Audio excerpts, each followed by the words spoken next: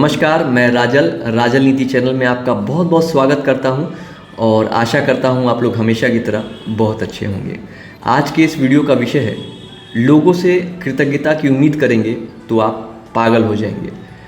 देखिए, राजल नीति stress management course में मेरे हिसाब से लगभग 60 वीडियो हैं और ये वीडियो मेरा सबसे मनपसंद वीडियो है, क्योंकि ज़्यादातर लोग अच्छे लोग होते हैं और ज़्यादातर लोग लोगों की भलाई करना चाहते हैं, लेकिन जब वे भलाई करते हैं तो बदले में जब उन्हें धोखा मिलता है तो उनका दिल टूट जाता है और वे सोचते हैं कि क्या इस दुनिया पर विश्वास किया जाए या ना किया जाए।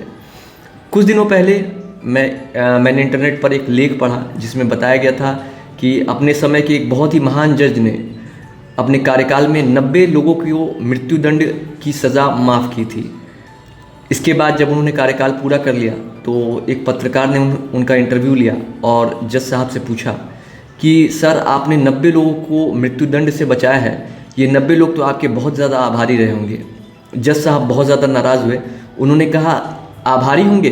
इन 90 लोगों में से एक भी व्यक्ति मेरे पास आया नहीं और किसी ने भी धन्यवाद तक नहीं कहा। एक और कहानी जो मैंने पढ़ी वह यह थी कि संसार के समृद्ध व्यक्तियों में से एक, अपने समय के सबसे समृद्ध व्यक्तियों में से एक ने अपने रिश्तेदार को 1 लाख रुपए की मदद की और यह इस उम्मीद से उसने मदद की कि इस 1 लाख रुपए से उनका रिश्तेदार एक व्यापार खड़ा करे, और उस समृद्ध व्यक्ति ने इस 1 लाख रुपए को उसे रिश्तेदार को दान दे दिया था, जिसे उसे समृद्ध व्यक्ति को वापस नहीं पाना था। जब समृद्ध व्यक्ति का स्वर्गवास हुआ तो क्या आपको लगता है यह रिश्तेदार उस समृद्ध व्यक्ति का कृतज्ञ हुआ होगा? नहीं, ऐसा बिल्कुल भी नहीं हुआ।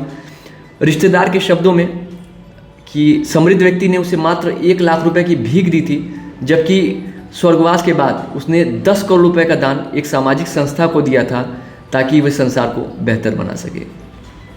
ऐसे ही एक और घटना सामने आई जिसमें ऑफिस में 2 साथ काम करने वाले कर्मचारी दोस्त हुआ करते थे और उनमें से एक जो है कि स्थिति बहुत ज़्यादा ख़राब हो गई और उसकी आर्थिक स्थिति भी ख़राब हो गई और चिंता में रहने लगा। इस पर उसके सहकर्मी ने उस मुश्किल दौर से निकलने में ना सिर्फ मदद की बल्कि उसकी आर्थिक सहायता भी की। कुछ समय बाद वह व्यक्ति उस खराब स्थिति से निकल गया। खराब स्थिति से निकलने के बाद उसके सहकर्मी ने उससे अपने पैसे मांगे। पैसा देना तो दूर, वह उसने पैसे देने से बिल्कुल इनकार कर दिया और उसने अपने सहकर्मी के खिलाफ ही षड्यंत्र रच दिया। जब ऐसी घटनाएं होती हैं तो दिल टूट जाता है और हम लोग भरोसा नहीं कर पाते कि क्या संसार में लोगों की मदद की जाए या ना की जाए।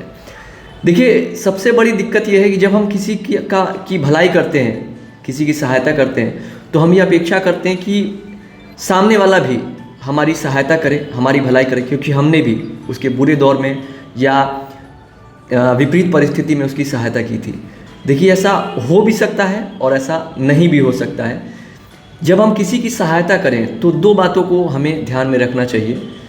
सबसे पहली चीज़ कि सहायता करना हमारा स्वभाव है, बिल्कुल वैसे ही जैसे कि गुलाब का स्वभाव होता है सुगंध देना, जबकि कांटे का स्वभाव होता है चुभना। आप गुलाब बनना चाहेंगे या कांटा, यह आपके ऊपर निर्भर है। दूसरी चीज़ जो हमें ध्यान में रखनी चाहिए वह यह है कि जब हम लोगों की सहायता करेंगे तो हम बिना किसी अपेक्षा के करेंगे। हम सिर्फ देने की खुशी के लिए कि प्रभु ने हमें इस योग्य बनाया है कि हम दूसरों की सहायता कर सकते हैं, इसलिए हम उस खुशी के लिए लोगों की सहायता करेंगे। जब हम लोगों की सहायता करेंगे तो हम खुद से ये कहेंगे कि मैं लोगों की सहायता कर रहा हूँ, अपनी खुशी से कर रहा हूँ। अगर लोग मेरी सहायता करते हैं तो अच्छी बात है, अगर नहीं भी करते तो भी मुझे कोई फ़र्क नहीं पड़ता। प्रभु ने मुझे इस लायक बनाया है कि मैं लोगों की सहायता कर सकता हूँ। इस वीडियो को समाप्त करने से पहले मैं आपके साथ एक और कहानी साझा करना चाहूँगा जो मुझे बहुत अच्छी लगती है और जो मुझे बहुत ज़्यादा प्रेरणा देती है। इस कहानी में कुछ ऐसा बताया गया है कि 2 भाई थे जो प्रार्थना कर रहे थे कि हे प्रभु, उनमें से एक भाई प्रार्थना करता है, हे प्रभु, मुझे अगले जन्म में ऐसा बनाइएगा कि मुझे सिर्फ और सिर्फ मिलता ही रहे।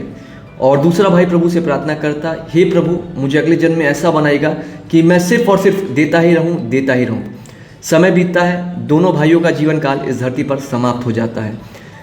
जब अगला जन्म होता है दोनों भाइयों का, तो उनमें से एक भाई जो कहता था, हे प्रभु, मुझे सिर्फ मिलता ही रहे, वह एक भिखारी बन गया और उसकी इच्छा पूरी हो गई, उसे सिर्फ मिलता ही रहा और मिलता ही रहा। दूसरा भाई जो प्रार्थना कर रहा था कि हे प्रभु मैं अगले जन्म में सिर्फ देता ही रहूं, देता ही रहूं, एक बहुत ही शक्तिशाली राजा बन गया और वह सिर्फ अपनी जनता के कल्याण के विषय में सोचता था और जनता की भलाई करता था, इसलिए हमेशा अपने प्रजा के हृदय में वास करता था और वे सदैव अपनी प्रजा को देता ही रहा और देता ही रहा। तो इस कहानी के बाद मैं आपसे पूछना चाहूँगा कि आप इन दो भाइयों में से कौन सा बनना चाहेंगे? क्या आप ऐसा व्यक्ति बनना चाहेंगे जिसे सिर्फ मिलता ही रहे, या फिर आप एक ऐसा व्यक्ति बनना चाहेंगे जो सिर्फ देता ही रहे और देता ही रहे? तो ये था आज का वीडियो। आपको ये वीडियो कैसा लगा मुझे अपने कमेंट्स और फीडबैक के माध्यम से ज़रूर बताएं। यदि आपको लगता है इस वीडियो से किसी और को भी सहायता मिल सकती है तो इस वीडियो को ज़रूर शेयर करें ताकि कोई और भी इस वीडियो से लाभान्वित हो सके और हम एक बेहतर सकारात्मक संसार का निर्माण कर सकें जिसमें ज़्यादा से ज़्यादा लोग चिंता मुक्त रह सकें। वीडियो देखने के लिए आपका बहुत बहुत धन्यवाद। ईश्वर से मैं आप सभी के उज्जवल भविष्य की कामना करता हूँ।